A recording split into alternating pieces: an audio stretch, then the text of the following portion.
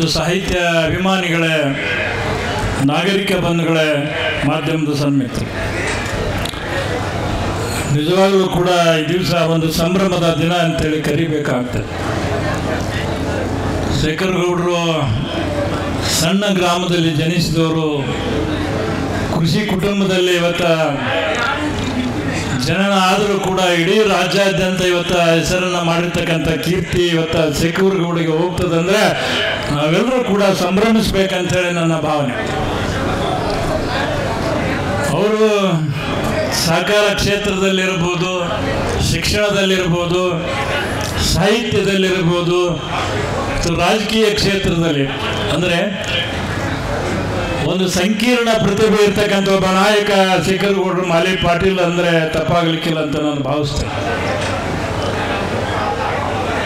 ಇವತ್ತು ಅವರು ಪ್ರಶಸ್ತಿಗಳನ್ನು ಪಡ್ಕೊಂಡಿರ್ತಕ್ಕಂಥ ಒಂದು ಪಟ್ಟಿಯನ್ನು ನೋಡಿದಾಗ ಡಾಕ್ಟರ್ ಬಾಬಾ ಸಾಹೇಬ್ ಅಂಬೇಡ್ಕರ್ ಅವ್ರ ನೆನಪಾಗ್ತೈತೆ.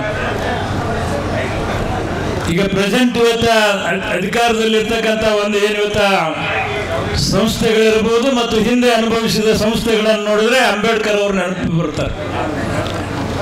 ಅಂದರೆ ಅವ್ರ ಜೀವನದಲ್ಲಿ ಬಹಳ ಪರಿಶ್ರಮ ಪಟ್ಟಿರ್ತಕ್ಕಂಥ ಒಬ್ಬ ವ್ಯಕ್ತಿ ಮತ್ತು ಶಿಸ್ತನ್ನು ಅಳವಡಿಸಿಕೊಂಡಿರ್ತಕ್ಕಂಥ, ಪರಿಶ್ರಮದ ಮೇಲೆ ಇವತ್ತು ಬದುಕಬೇಕಂತೇಳಿ ಆ ಕನಸನ್ನು ಇಟ್ಕೊಂಡಿರ್ತಕ್ಕಂಥವ್ರು ಒಬ್ಬರು ಯಾರಂದ್ರೆ ಶೇಖರ್ ಗೌಡರು ಮಾಲಿ ಪಾಟೀಲರು. ಅದಕ್ಕೆ ಅವರ ಧರ್ಮ ಪತ್ನಿಯವರು ಕೂಡ ಕಾರಣ ಅಂತೇಳಿ ನಾನು ಭಾವಿಸ್ತೇನೆ.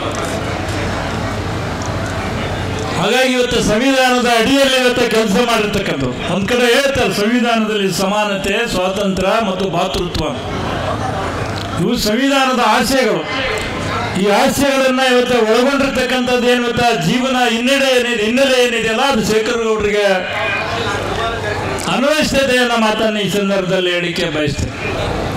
ಮತ್ತು ಜೀವನದಲ್ಲಿ ಬದುಕಿನಲ್ಲಿ ಸಾರ್ಥಕ ಕ್ಷಣಗಳಂತ ನಾವು ಕರಿತೇವೆ. ಇವತ್ತು ಶೇಖರ್ ಗೌಡರ 66ನೇ ವರ್ಷದ ಒಂದು ನೆನಪನ್ನು ನೋಡಿದ್ರೆ ಅವರ ಬದುಕಿನ ಸಾರ್ಥಕದ ಕ್ಷಣ ಯಾವುದಂದ್ರೆ ಈ ದಿವಸ. ಹಾಗಾಗಿ ಇವತ್ತ ನಾನು ಹೆಚ್ಚು ಮಾತನಾಡಲಿಕ್ಕೆ ಹೋಗೋದಿಲ್ಲ, ಬೇರೆ ಬೇರೆ ಕಾರ್ಯಕ್ರಮಗಳಿರೋದ್ರಿಂದ. ನಿಜವಾಗಲೂ ಕೂಡ ಇವತ್ತು ಇಷ್ಟೊಂದು ಬಳಗ ಏನಿದೆಯಲ್ಲ, ಇಲ್ಲಿ ಜನ ಸೇರಿರ್ತಕ್ಕಂಥವ್ರು ನೋಡಿ, this conference this is thinker tanks ಅಂದರೆ ತಪ್ಪಾಗಲಿಕ್ಕಿಲ್ಲ.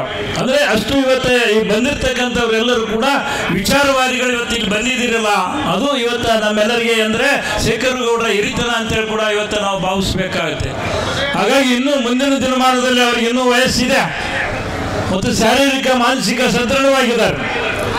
ಇನ್ನೂ ಭವಿಷ್ಯದಲ್ಲಿ ಇವತ್ತು ಸಮಾಜಕ್ಕೆ ಇಂಥ ಅನೇಕ ಕೊಡುಗೆಗಳನ್ನು ಮತ್ತು ಸಮಾಜ ಬದಲಾವಣೆಯ ದಿಕ್ಕಿನಲ್ಲಿ ಅವರು ಕೆಲಸ ಕಾರ್ಯಗಳನ್ನು ಮಾಡಲಿ, ದೇವರವರಿಗೆ ಆಯುಷ್ಯ ಆರೋಗ್ಯ ಸಂಪತ್ತನ್ನು ದಯಪಾಲಿಸಲಿ ಅಂತ ಈ ಸಂದರ್ಭದಲ್ಲಿ ನನಗೆ ಈ ಸಂದರ್ಭದಲ್ಲಿ ಇವತ್ತು ಅವಕಾಶ ಕಲ್ಪಿಸಿಕೊಟ್ಟಿರ್ತಕ್ಕಂಥ ನಿಜವಾಗಲೂ ಇವತ್ತು ಕಾರ್ಯಕ್ರಮ, ಹೆಮ್ಮೆ ಪಡ್ತಕ್ಕಂಥ ಕಾರ್ಯಕ್ರಮ. ಆ ಕಾರ್ಯಕ್ರಮದಲ್ಲಿ ನನಗೆ ಭಾಗವಹಿಸಿ ಮಾತನಾಡ್ತಕ್ಕಂಥ ಅವಕಾಶಗಳು ಕೊಟ್ಟಿರ್ತಕ್ಕಂಥ ಸಂಸ್ಥೆಯ ಎಲ್ಲ ಪದಾಧಿಕಾರಿಗಳಿಗೆ ಮತ್ತು ವೇದಿಕೆ ಮೇಲಿರ್ತಕ್ಕಂಥ ಎಲ್ಲ ಗಣ್ಯಮಾನ್ಯರಿಗೆ ವಂದಿಸಿ ಎರಡು ಮಾತನ್ನು ಮುಗಿಸ್ತಾರೆ. ಜೈ ಹಿಂದ್, ಜೈ ಕರ್ನಾಟಕ.